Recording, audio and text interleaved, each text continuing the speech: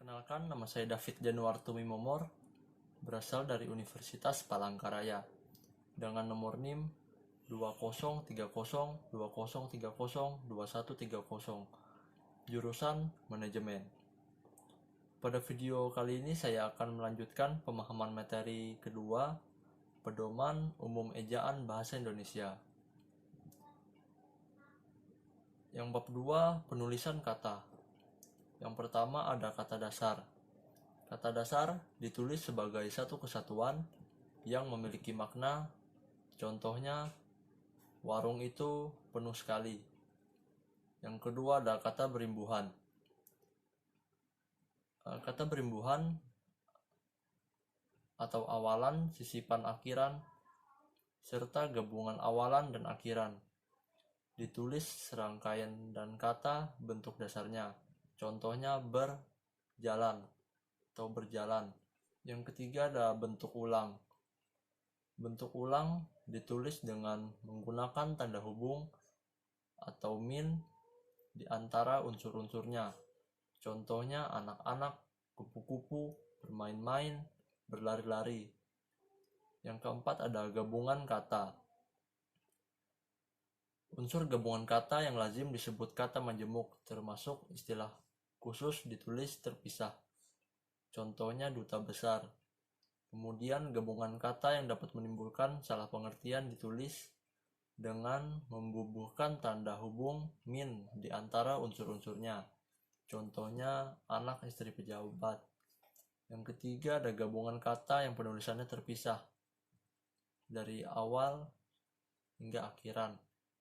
Yang keempat, gabungan kata yang mendapat awalan dan akhiran sekaligus ditulis serangkaian kata. Contohnya dilipat gandakan.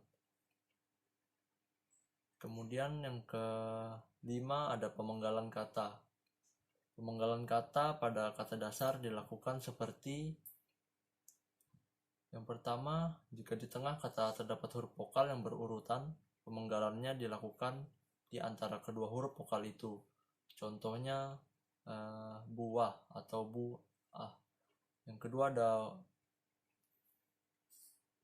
kedua, jika di tengah dasar terdapat huruf konsonan, maka di antara dua vokal pemenggalannya dilakukan sebelum konsonan itu. Contohnya bapak atau ba min pak. Kemudian jika di tengah kata dasar terdapat dua huruf konsonan, maka pemenggalannya dalam huruf konsonan atau contohnya April. Yang keenam ada kata depan. Kata depan seperti di, ke, dan dari ditulis terpisah dari kata yang mengikutinya. Contohnya kemana, di mana. Kemudian dia sekarang. Kemudian yang ketujuh ada partikel. Partikel lah, kah, dan tah ditulis dengan serangkaian kata yang mendahuluinya. Contohnya buku itu baik-baik.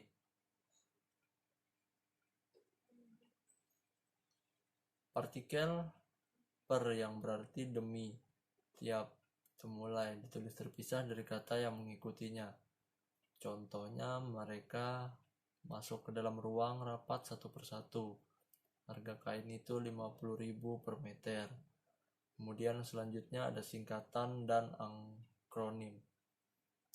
Singkatan atau singkatan nama orang, gelar, sapaan, jabatan, atau pangkat diikuti titik pada setiap unsur singkatan itu. Contohnya ada A dan A titik H. Contohnya A titik H Nasution atau Abdul Haris A titik H. Kemudian singkatan yang berdiri atas huruf awal setiap atas nama lembaga pemerintahan dan ketenagakerjaan lembaga pendidikan serta nama dokumen resmi ditulis dengan huruf kapital tanpa tanda titik.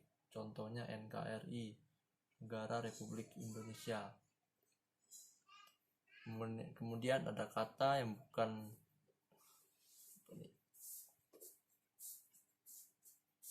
singkatan yang terdiri atas huruf awal. Setiap kata yang bukan nama diri ditulis dengan huruf kapital tanpa tanda titik. Contohnya PT, personal, pribaditas. Terdiri atas huruf awal setiap kata yang bukan nama diri, ditulis dengan huruf kapital tanda titik, contohnya PT atau perseroan terbatas. Kemudian singkatan yang terdiri atas 3 huruf, contohnya HLM atau halaman. Kemudian singkatan atas 2 huruf yang lazim, contohnya AA.N atau atas nama. Kemudian dari lambang kimia, singkatan satuan ukuran diikuti dengan tanda, contohnya CU. Akronim nama diri yang terdiri atas huruf awal setiap kata ditulis dengan huruf titik, contohnya BIG atau Badan Informasi Geospasial.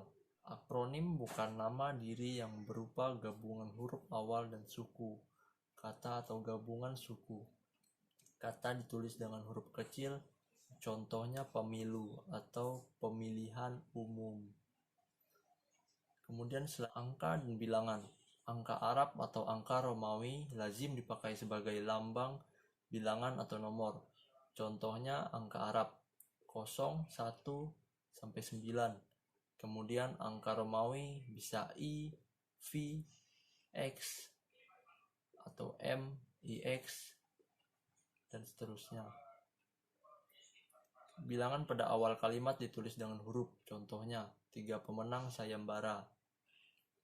Apabila pada awal kalimat tidak dapat dinyatakan dengan 1 atau 2 kata, susunan kalimat diubah, contohnya panitia menggunakan 250 peserta, menggunakan angka 250. Kemudian angka dipakai untuk menyatakan ukuran panjang, berat, luas, isi, dan waktu. Kemudian bisa dipakai untuk menomori alamat, jalan. Kemudian angka dipakai untuk menomori bagian karangan atau ayat Alkitab atau ayat suci. Kemudian penulisan bilangan dengan huruf dilakukan terganti ku dan kau ditulis serangkaian dengan kata yang mengikutinya, sedangkan ku, mu, dan nya ditulis serangkai dengan kata yang mendahuluinya. Contohnya mobil itu sudah dijual. Kemudian ada kandang si dan sang.